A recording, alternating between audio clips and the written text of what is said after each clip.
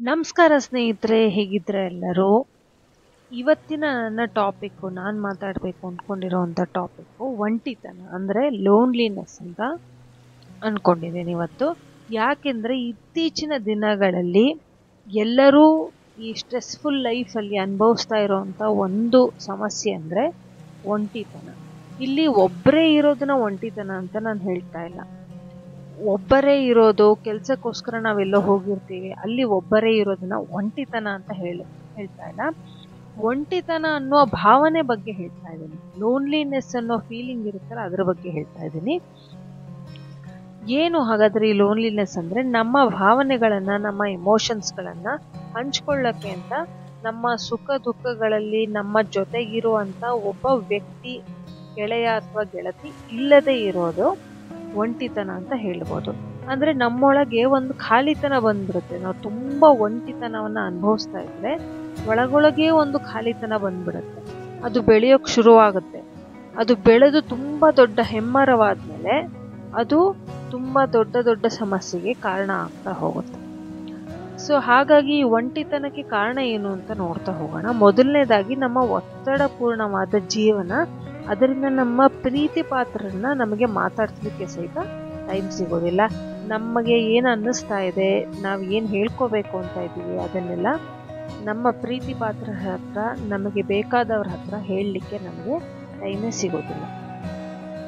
ಇನ್ನೊಂದೇನೆಂದರೆ electronic ಗ್ಯಾಜೆಟ್ಸ್ನ ನಾವು ಎಷ್ಟೊಂದು ಹಚ್ಕೊಂಡಿದ್ದೀವಿ. Social ಮೀಡಿಯಾನೇ ನಾವು ಎಷ್ಟು ಹಚ್ಕೊಂಡ್ಬಿಟ್ಟಿದ್ದೀವಿ ಅಂದರೆ, ನಮ್ಮ ಎದುರಿಗಿರೋರ ಜೊತೆ ನಾವು ಪರ್ಸ್ನಲಿ ಮಾತಾಡೋದಿಲ್ಲ. ನಮ್ಮ ಸೋಷಿಯಲ್ ಮೀಡಿಯಾದಲ್ಲಿ ಬೇಕಾಗಿರೋದು ಬೇಡದೇ ಇರೋದನ್ನೆಲ್ಲ ನಾವು ಪೋಸ್ಟ್ ಮಾಡ್ತಾ ಇರ್ತೀವಿ. ಅದಕ್ಕೆ ಜಾಸ್ತಿ ಟೈಮ್ ಸ್ಪೆಂಡ್ ಮಾಡ್ತೀವಿ. ನಮಗೆ ಬೇಕಾದವ್ರ ಹತ್ರ ಹೆಚ್ಚು ಪರ್ಸ್ನಲಿ ನಾವು ಮಾತಾಡಲಿಕ್ಕೆ ಟೈಮ್ ಸ್ಪೆಂಡ್ ಮಾಡೋದಿಲ್ಲ. ಇನ್ನೊಂದೇನೆಂದರೆ ಅಪನಂಬಿಕೆ. ಅಂದರೆ ನಂಬಿಕಸ್ಥ ಜನಗಳ ಕೊರತೆ ಇದೆ ಈಗಿನ ಸಮಾಜದಲ್ಲಿ. ಹಿಂದೆ ಅಂದರೆ ಒಬ್ಬ ಆಪ್ತ ಸ್ನೇಹಿತೆ ಅಂತ ಇರೋರು, ಯಾರಾದರೂ ಒಬ್ಬರು ಇರೋರು ಅಥವಾ ಅಂತ ಗುಂಪೇ ಇರ್ತಿತ್ತು. ನಮಗೆ ಬೇಕಾದನ್ನ, ಬೇಡದೇ ಇದ್ದನ್ನ ಎಲ್ಲದನ್ನೂ ಹೇಳೋವಂಥ ಒಂದು ಸ್ನೇಹಿತರು ನಮಗೆ ಇರ್ತಾ ಇದ್ರು. ಆದರೆ ಈಗ ಹಾಗಲ್ಲ. ಈಗ ಯಾರ ಮೇಲೂ ನಂಬಿಕೆ ಇಲ್ಲ. ನಾವು ಹೇಳಿದ್ದನ್ನ ಯಾವಾಗ ಬೇರೆಯವ್ರ ಹತ್ರ ಹೇಳ್ಬಿಡ್ತಾರೋ, ಯಾವಾಗ ನಮ್ಮ ನಂಬಿಕೆಗೆ ದ್ರೋಹ ಬಗೆದ್ಬಿಡ್ತಾರೋ ಅನ್ನೋವಂಥ ಒಂದು ಚಿಂತನೆ ಯಾವಾಗಲೂ ಇರುತ್ತೆ. ಆಮೇಲೆ ಜೊತೆಗೆ ಇದ್ದವರೊಂದಿಗೆ ಯಾರು ಎದುರಿಗಿರ್ತಾರೋ ಅವ್ರ ಜೊತೆ ನಮಗೆ ಒಳ್ಳೆ ಸ್ನೇಹ ಇಲ್ಲ ಇವಾಗ. ಅಷ್ಟು ನಂಬಿಕೆಯಿಂದ ನಾವು ಎದುರಿಗಿರೋರ ಜೊತೆಗೆ ಸ್ನೇಹವನ್ನು ಬೆಳೆಸ್ತಾ ಇಲ್ಲ. ಆಮೇಲೆ ನಮ್ಮ ಮನಸ್ಸಿನಲ್ಲಿ ಇರೋದನ್ನ ಯಾರ ಜೊತೆ ಹಂಚ್ಕೋಬೇಕು ಅನ್ನುವಂಥ ಒಂದು ಕನ್ಫ್ಯೂಷನ್ನು.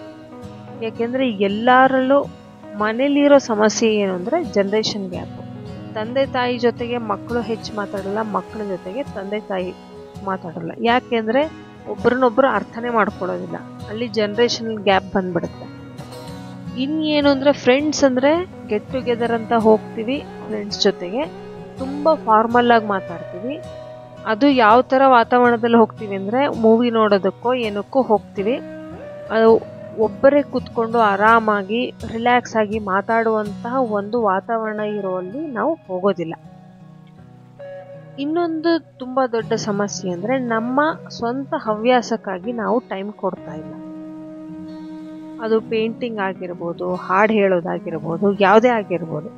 ನಮಗೆ ಬೇಕಾದಂಥ ಹವ್ಯಾಸಗಳಿಗೆ ನಾವು ಸರಿಯಾಗಿ ಟೈಮೇ ಕೊಡ್ತಾ ಇಲ್ಲ. ಹಾಗಾಗಿ ನಮಗೇನು ಅನ್ನಿಸ್ತಾ ಇದೆ, ಒಂಟಿತನ ಫೀಲ್ ಆಗ್ತಾ ಇರುತ್ತೆ. ಇನ್ನೊಂದು ಸಾಮಾಜಿಕ ಚಟುವಟಿಕೆನೇ ನಮಗೆ ಇಲ್ಲದೆ ಇರೋದು.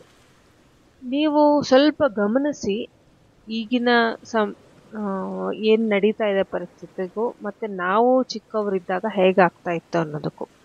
ನಾವು ಚಿಕ್ಕವರಿದ್ದಾಗ ನಾವೆಲ್ಲ ಒಂದು ಸಣ್ಣ ಸಣ್ಣ ಡಿಸ್ಟಿಕ್, ಒಂದು ಸಣ್ಣ ಸಣ್ಣ ಟೌನಲ್ಲಿ ಬೆಳೆದಂಥವ್ರು. ಒಂದು ಸಣ್ಣ ಹಬ್ಬ ಹರಿದಿನಗಳು ಬಂದರೂ ಕೂಡ ಹೆಂಗಸರೆಲ್ಲ ಒಂದು ಕಡೆ ಸೇರೋರು, ಮಾತಾಡ್ತಾ ಏನೋ ಒಂದು ಕೆಲಸಗಳನ್ನ ಮಾಡ್ಕೊಳ್ಳೋರು. ದೇವಸ್ಥಾನಕ್ಕೆ ಹೋಗ್ಬೇಕು ಅಂದ್ರೂ ಒಂದು 2-3 ಕುಟುಂಬಗಳು ಸೇರಿ ಒಟ್ಟಿಗೆ ಹೋಗೋರು. ಹಬ್ಬಗಳನ್ನ ಒಟ್ಟಿಗೆ ಮಾಡ್ತಾ ಇದ್ವಿ ನಾವು. ಏನು ಅಂದರೆ, ಊರಿಂದ ಎಷ್ಟೋ ಜನ ಕಸಿನ್ಸ್ ಬರೋರು, ಅಥವಾ ನಾವೇ ಅಜ್ಜಿ ಮನೆಗೋ ಮಾವನ ಮನೆಗೋ ಹೋಗ್ತಾ ಇದ್ವಿ. ಆ ರೀತಿ ನಾವು ಒಂದು ಸೋಷಿಯಲ್ ಲೈಫ್ ಅನ್ನೋದನ್ನ ಇಟ್ಕೊಂಡಿದ್ವಿ. ಆದರೆ ಇವಾಗ ಆಗಲ್ಲ. ಎಲ್ಲ ನ್ಯೂಕ್ಲಿಯರ್ ಫ್ಯಾಮ್ಲಿಗಳು. ಒಬ್ರು ಮನೆಗೆ ಬರಬೇಕು ಅಂದ್ರೂ ಫೋನ್ ಮಾಡಿ ಕೇಳಿಕೊಂಡು ಪರ್ಮಿಷನ್ ತೊಗೊಂಡೇ ಬರಬೇಕು. ಬಂದ್ರೂ 1 ಅವರ್ 2 ಅವರ್ ಮಾತ್ರ ಫಾರ್ಮಲಿ ಮಾತಾಡಬೇಕು, ಹೊರಡ್ತಾ ಇರಬೇಕು. ಈ ರೀತಿ ಜೀವನ ಆಗಿರೋದ್ರಿಂದ ನಮಗೆ ಒಂಟಿತನಗಳು ಕಾಡ್ತಾ ಇದೆ. ಇದರ ಪರಿಣಾಮ ಏನು ಅಂತ ಕೇಳಿದ್ರೆ, ಅತಿಯಾಗಿ ಒಂಟಿತನವನ್ನು ನಾವು ಇಗ್ನೋರ್ ಮಾಡ್ತಾ ಅದು ಬೆಳೀತಾ ಅದು ಡಿಪ್ರೆಷನ್ಗೆ ಹೋಗುವಂಥ ಸಂದರ್ಭಗಳಿರುತ್ತೆ. ಮತ್ತು ನಮಗೆ ಎಲ್ಲ ಕೆಲಸಗಳಲ್ಲೂ ಫೋಕಸ್ ಇರೋದಿಲ್ಲ. ನಾವು ಒಂಟಿತನ ಅನ್ನೋದು ತಲೆ ಒಳಗೆ ತುಂಬ್ಕೊಂಡ್ಬಿಟ್ಟಿರುತ್ತೆ, ಅದ ಖಾಲಿತನ ಅನ್ನೋದು ತುಂಬ್ಕೊಂಡ್ಬಿಟ್ಟಿರುತ್ತೆ. ಆಮೇಲೆ ಬರ್ತಾ ನಿದ್ರಾಹೀನತೆಗೆ ಕಾರಣ ಆಗುತ್ತೆ. ತುಂಬ ಡಿಪ್ರೆಷನ್ಗೆ ಹೋದಾಗ ಆಬ್ವಿಯಸ್ಲಿ ನಿದ್ರಾಹೀನತೆಗೆ ಕಾರಣ ಆಗುತ್ತೆ. ಮತ್ತು ಆತ್ಮವಿಶ್ವಾಸದ ಕೊರತೆ ಬರ್ತಾ ಹೋಗುತ್ತೆ. ಯಾಕೆಂದರೆ ನಮಗೆ ಆತ್ಮವಿಶ್ವಾಸ ಯಾವಾಗ ಬೇಕು? ನಮ್ಮ ಸೋಷಿಯಲ್ ಸ್ಕಿಲ್ಸ್ಗೋಸ್ಕರ ಬೇಕು. ನಾವು ಬೇರೆಯವ್ರನ್ನ ಮಾತೇ ಆಡಿಸದೇ ಇದ್ದರೆ, ಒಂಟಿಯಾಗಿ ಇರ್ಲಿಕ್ಕೆ ಶುರು ಮಾಡಿದ್ರೆ ಆತ್ಮವಿಶ್ವಾಸ ಇರೋದೇ ಇಲ್ಲ. ಮತ್ತು ನಮ್ಮ ಫಿಸಿಕಲ್ ಇಮ್ಯುನಿಟಿ ಕೂಡ ಕಡಿಮೆ ಆಗ್ತಾ ಹೋಗುತ್ತೆ. ನಾವು ಒಳಗಡೆನೇ ಸ್ಟ್ರೆಸ್ನ, ಈ ರೀತಿ ಲೋನ್ಲಿನೆಸ್ನ ಅನುಭವಿಸ್ತಾ ಇದ್ದರೆ ನಮಗೆ ಏನಾಗುತ್ತೆ? ಒಂದು ಇಮ್ಯುನಿಟಿ ಕಡಿಮೆ ಆಗುತ್ತೆ. ಬೇಗ ಬೇರೆ ರೋಗಗಳು ಬರಲಿಕ್ಕೆ ಶುರು ಆಗುತ್ತೆ. ಆಮೇಲೆ ಸ್ಟ್ರೆಸ್ ಲೆವೆಲ್ ಜಾಸ್ತಿ ಆಗೋದ್ರಿಂದ ಬೇರೆ ದೈಹಿಕ ಕಾಯಿಲೆಗಳು, ಬ್ಲಡ್ ಪ್ರೆಷರು ಮತ್ತು ಬೇರೆ ಮಾನಸಿಕ ಕಾಯಿಲೆಗಳು, ಆಂಗ್ಸೈಟಿ, ಪ್ಯಾನಿಕ್ ಅಟ್ಯಾಕ್ಸ್ ಈ ರೀತಿ ಒಂದು ಬರ್ತಾ ಹೋಗುತ್ತೆ. ಇದಿಷ್ಟು ಸಮಸ್ಯೆಗಳಾಯಿತು. ಈಗ ಪರಿಹಾರ ಏನು ಅಂತ ನೋಡೋಣ. ಮೊದಲನೇದಾಗಿ ನಮ್ಮ ಪ್ರೀತಿ ಪಾತ್ರರ ಜೊತೆಗೆ ಯಾವುದಾದ್ರೂ ಒಂದು ರೀತಿಯಲ್ಲಿ ಮಾತಾಡ್ತಾ ಇರಿ. ಈಗ ಒತ್ತಡಪೂರ್ಣವಾದ ಒಂದು ಜೀವನದಲ್ಲಿ ನಾವು ಎದುರು ಬದ್ರ ಕೂತ್ಕೊಂಡು ಮಾತಾಡಲಿಕ್ಕೆ ಸಾಧ್ಯ ಆಗದೆ ಇರ್ಬೋದು. ಆದರೆ ಅದಕ್ಕೆಲ್ಲ ಪರಿಹಾರ ಟೆಕ್ನಾಲಜಿನೇ ಕೊಟ್ಟಿದೆ. ಬೇಕಾದಷ್ಟು ಸೋಷಿಯಲ್ ಮೀಡಿಯಾ ಸೈಟ್ಗಳಿದ್ದಾವೆ. ಬೇಕಾದರೆ ಯಾವಾಗಲೂ ಈಗ ವಿಡಿಯೋ ಕಾಲ್ ಕೂಡ ಮಾಡಬಹುದು. ನಮಗೆ ಪ್ರೀತಿ ಪಾತ್ರರ ಜೊತೆಯಲ್ಲಿ, ನಮ್ಮ ಸ್ನೇಹಿತರ ಜೊತೆಯಲ್ಲಿ, ನಾವು ತುಂಬ ಕ್ಲೋಸ್ ಆಗಿರುವಂಥ ವ್ಯಕ್ತಿಗಳ ಜೊತೆಯಲ್ಲಿ ಯಾವಾಗಲೂ ಕೂಡ ಮುಖಾಮುಖಿ ಮಾತಾಡ್ತಾ ಇರಿ. ನಿಮ್ಮ ಮನಸ್ಸಿನಲ್ಲಿ ಇರುವಂಥದ್ದನ್ನು ಆದಷ್ಟು ಅವರ ಜೊತೆ ಹಂಚ್ಕೊಳ್ತಾ ಇರಿ. ಎರಡನೇದಾಗಿ ಸೋಷಿಯಲ್ ಲೈಫ್ ಇಟ್ಕೊಳ್ಳಿ. ಯಾವುದಾದ್ರೂ ಒಂದು ಗ್ರೂಪ್ ಜೊತೆಗೆ, ಒಂದು ಸಂಘಗಳಿರುತ್ತೆ, ಅದ್ರ ಸದಸ್ಯರಾಗಿ ಅದರ ಜೊತೆ ಸೇರಿಕೊಂಡು ಯಾವುದಾದ್ರೂ ಒಂದು ಸಾಮಾಜಿಕ ಚಟುವಟಿಕೆಗಳಲ್ಲಿ ತೊಡಗ್ತಾ ಹೋಗಿ. ನಿಮಗೆ ಸಾಮಾಜಿಕ ಚಟುವಟಿಕೆಗಳೇ ಬೇಕು, ಅದೇ ಇರಬೇಕು ಅಂತ ಏನಿಲ್ಲ. ಈಗ ಕೆಲವೊಂದು ಕಡೆ ನಿಮಗೆ ಭಜನೆಗಳಿಷ್ಟ ಇದ್ದರೆ ಭಜನೆ ಸಂಘಗಳಿರುತ್ತೆ, ಅಲ್ಲಿ ಹೋಗಿ ಸೇರ್ಕೊಳ್ಳಿ. ಇಲ್ಲ ಬೇರೆ ಏನಾದರೂ ಒಂದು ರೀತಿ ಇರುತ್ತೆ, ಲಾಫಿಂಗ್ ಕ್ಲಬ್ ಅಂತ ಮಾಡ್ಕೊಂಡಿರ್ತಾರೆ, ಅಲ್ಲಿ ಹೋಗಿ ಸೇರ್ಕೊಳ್ಳಿ. ಎಲ್ಲರೂ ಸೇರಿಕೊಂಡು ಏನಾದರೂ ಒಂದು ಚಟುವಟಿಕೆ, ಗಿಡ ನೆಡೋದು, ಒಂದು ರೀತಿ ಸಾಮಾಜಿಕ ಒಂದು ಚಟುವಟಿಕೆಗಳನ್ನ ಮಾಡ್ತಾ ಇರ್ತಾರೆ. ನಿಮಗೆ ಯಾವುದರಲ್ಲಿ ಆಸಕ್ತಿ ಇರುತ್ತೆ ಅದರಲ್ಲಿ ನೀವು ಹೋಗಿ ಜಾಯ್ನ್ ಆಗಿ. ಪ್ರತಿ ಹಬ್ಬವನ್ನು ಒಬ್ಬರೇ ಕೂತ್ಕೊಂಡು ಮನೆಯಲ್ಲಷ್ಟೇ ಆಚರಿಸೋ ಬದಲು ದೇವಸ್ಥಾನಗಳಲ್ಲಿ ಮತ್ತು ಸಾಮಾಜಿಕವಾಗಿ ಎಲ್ಲಿ ಆಯೋಜನೆ ಮಾಡ್ತಾರೆ ಅಲ್ಲಿ ಹೋಗಿ ನೀವು ಆಚರಣೆ ಮಾಡೋದನ್ನು ಅಭ್ಯಾಸ ಮಾಡ್ಕೊಳ್ಳಿ. ಈಗ ಎಲ್ಲ ಕಡೆಗಳಲ್ಲೂ ಕೂಡ ದೇವಸ್ಥಾನಗಳಲ್ಲಿ ಏನಾದರೂ ಒಂದು ಆಯೋಜನೆ ಮಾಡಿರ್ತಾರೆ. ಅದಲ್ಲದೆ ಇದ್ದರೆ ಅಪಾರ್ಟ್ಮೆಂಟ್ಗಳಿದ್ದರೆ, ನೀವು ಅಪಾರ್ಟ್ಮೆಂಟಲ್ಲಿ ಇರೋರಾಗಿದ್ದರೆ ಅಲ್ಲೇ ಯಾವುದಾದ್ರೂ 1-2 ಹಬ್ಬಗಳನ್ನು ಅವರಾಗೆ ಆಯೋಜನೆ ಮಾಡಿರ್ತಾರೆ. ಒಂದು ದಸರಾ ಆಗಿರಬಹುದು, ದೀಪಾವಳಿ ಆಗಿರ್ಬೋದು, ಎಲ್ಲರೂ ಸೇರಿ ಒಂದು ಸ್ವಲ್ಪ ಗೆಟ್ ಟುಗೆದರ್ ಥರ ಮಾಡ್ಕೊಳ್ಳೋ ಅಂಥ ಒಂದು ಅಭ್ಯಾಸ ಇರುತ್ತೆ. ನೀವು ಮಹಿಳೆಯರಾಗಿದ್ದರೆ ಎಲ್ಲರೂ ಸೇರಿ ಯಾವುದಾದ್ರೂ ಒಂದು ತಿಂಗಳಿಗೆ 1 ಸತಿನೋ 2 ತಿಂಗಳಿಗೆ 1 ಸತಿನೋ ಒಂದು ಗೆಟ್ ಟುಗೆದರ್, ನೀವು ಅಪಾರ್ಟ್ಮೆಂಟಲ್ಲಿ ಇರೋರಾದರೆ ಗೆಟ್ ಟುಗೆದರ್ ಥರ ಸೇರ್ಕೊಳ್ಳಿ ಎಲ್ಲರೂ. ಜೆಂಟ್ಸ್ ಆಗಿದ್ರೂ ಈ ರೀತಿ ಒಂದು ವ್ಯವಸ್ಥೆ ನೀವೇ ಮಾಡ್ಕೋಬೋದು, ಕ್ಲಬ್ಗಳ ಥರ ಮಾಡ್ಕೋಬೋದು. ಮತ್ತು ಫಿಸಿಕಲ್ ಎಕ್ಸಸೈಸ್ನ ಚೆನ್ನಾಗಿ ಮಾಡಿ. ಫಿಸಿಕಲ್ ಎಕ್ಸಸೈಸ್ ಹೇಗೆ ಹೆಲ್ಪ್ ಮಾಡುತ್ತೆ ಅಂತ ಅನ್ಕೋಬೋದು.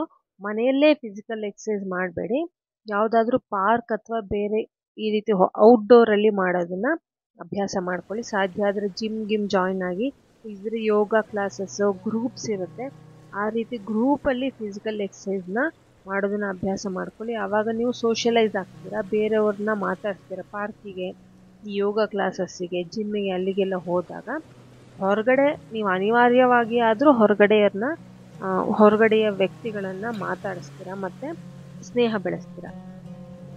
ನಿಮಗೆ ಯಾವುದು ಫೇವ್ರೆಟ್ ಹಾಬಿ ಆಗಿತ್ತು?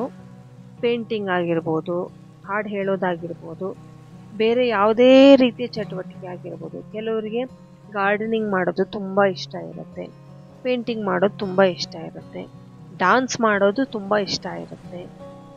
ಈ ರೀತಿ ಕೆಲವೊಂದು ಹಾಬಿಗಳಿರುತ್ತೆ. ಅದಕ್ಕೆ ಅಂತ ಒಂದು ಪರ್ಟಿಕ್ಯುಲರ್ ಟೈಮ್ ಇಡಿ. ಸಾಧ್ಯ ಆದರೆ ನೀವು ಯಾವುದೇ ವಯಸ್ಸಿನವರಾಗಿರಬಹುದು, ಆ ಕ್ಲಾಸಸ್ಗೆ ಜಾಯಿನ್ ಮಾಡ್ಕೊಳ್ಳಿ. ಆ ಕ್ಲಾಸ್ ಜಾಯಿನ್ ಆದರೆ ನಿಮಗೆ ಏನು ಅನಿಸುತ್ತೆ, ಅಲ್ಲಿ ಹೊಸಬ್ರನ್ನ ಮೀಟ್ ಮಾಡ್ತೀರಾ, ಹೊಸದನ್ನು ಕಲಿತಾ ಇರ್ತೀರ. ಕಲಿಯೋದಕ್ಕೆ ಯಾವುದೇ ವಯಸ್ಸು ಅಂತ ಬೇಕಾಗಿಲ್ಲ. ನಿಮಗೆ ಯಾವುದೂ ಹಾಬಿ ಇಲ್ಲ ಅಂದರೆ ಹೊಸ ಲ್ಯಾಂಗ್ವೇಜ್ ಕಲ್ತ್ಕೊಳ್ಳಿ, ಹೊಸದು ಬೇರೆ ಏನಾದರೂ ಒಂದು ಕ್ಲಾಸ್ ಜಾಯಿನ್ ಆಗಿ. ಒಟ್ಟಿನಲ್ಲಿ ನೀವು ಒಂಟಿಯಾಗಿ ಮನೆಯಲ್ಲೇ ಇದ್ದಾಗ ಬೇರೆ ಇಡೀ ಪ್ರಪಂಚವನ್ನು ನಾನು ಮಾತಾಡ್ತೀನಿ ಅಂತ ನೀವು ಎಕ್ಸ್ಪೆಕ್ಟ್ ಮಾಡಬೇಡಿ. ನೀವೇ ಲವಲವಿಕೆಯಿಂದ ಹೊರಗಡೆ ಬಾಗಿಲು ತೆಗೆದು ಹೋಗಿ. ಹೊಸ ಹೊಸ ಕ್ಲಾಸ್ಗಳನ್ನ ಜಾಯಿನ್ ಆದಾಗ, ಹೊಸ ಹೊಸ ಗ್ರೂಪ್ಗಳನ್ನು ನೀವು ಜಾಯಿನ್ ಆದಾಗ ನಿಮಗೆ ಅನಿಸುತ್ತೆ, ನಾನು ಇನ್ನೂ ಹೊಸದನ್ನೇನೋ ಕಲಿಬೇಕು, ನಾನು ಇನ್ನೂ ಹೊಸಬ್ರನ್ನ ಪರಿಚಯ ಮಾಡ್ಕೋಬೇಕು ಅಂತ ನಿಮಗೆ ಅನಿಸುತ್ತೆ. ಇನ್ನೊಂದು ಅಂದರೆ, ನೀವು ಪ್ರಾಣಿ ಪ್ರಿಯರಾಗಿದ್ದರೆ ಸಾಕು ಪ್ರಾಣಿಗಳನ್ನು ನೀವು ಸಾಕಬಹುದು.